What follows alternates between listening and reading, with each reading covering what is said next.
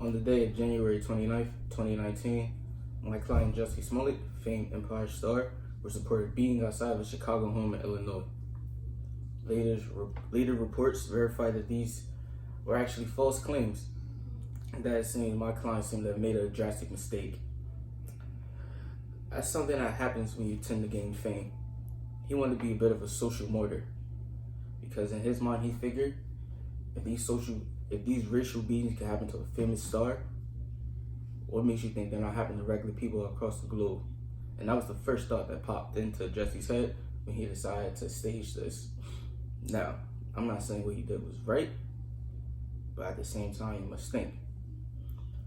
Sometimes desperate cause leads to desperate measures.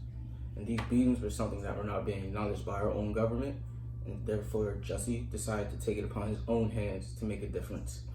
And so now I'm here today to issue an apology. Apology to all the families affected by these beatings and they have gone under the rug. Apologies to the Black community who have had their faith in Jussie and being the uprising star.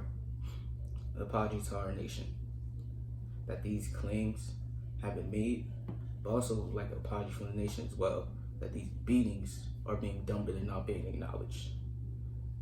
So now how do we get back from that?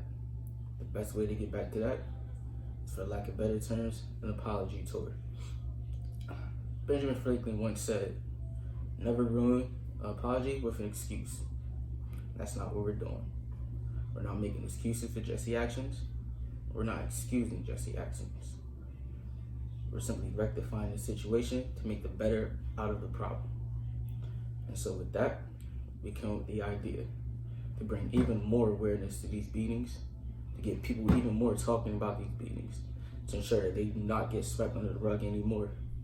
So because of that, we came up with the idea of the apology tour. Basically what that is, we go around various states and regions speaking on racially provoked beatings, rallies, making donations, having charity events. Many of these events will be accompanied by families of victims of racial beatings. That way their voices are heard, because many have turned deaf ears to these loud calls and loud screams for help. And so the way we start off with our tour is simply by radio. We travel to the local areas, to track the local radio station, get them informed, let them well aware of what's about to occur. That way we get more people going to the rallies. And then from there, the newspaper. The reason why we're going to use newspaper is simply because the radio might not reach every audience we may need. So the newspaper will allow us to reach an older audience who might not necessarily have that technology available to them. And our final course of action will be TV. At first, we'll start on the local networks, the local news networks. That way we reach the maximum audience and hit all corners to ensure that our message is heard.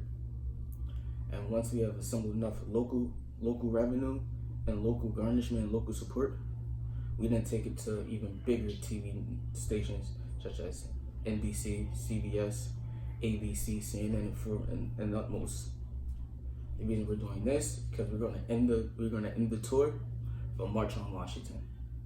That way, we ensure that the voices will not be ignored, and we were to make sure of that.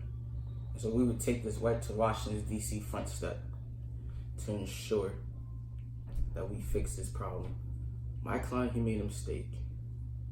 He's very well aware of that. And he's not asking for any excuses. He's not asking to accept this apology because he knows he was wrong.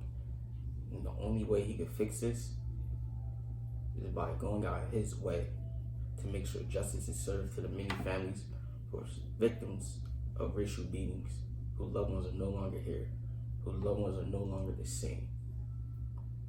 Thank you for your time, and we hope to see you on the tour.